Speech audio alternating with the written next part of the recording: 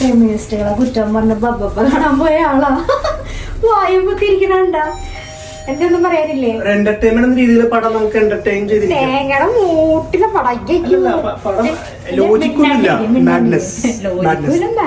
ഏട്ടന്റെയും madness അതാണ് നമുക്ക് പടത്തിലുള്ളത്. കൂടി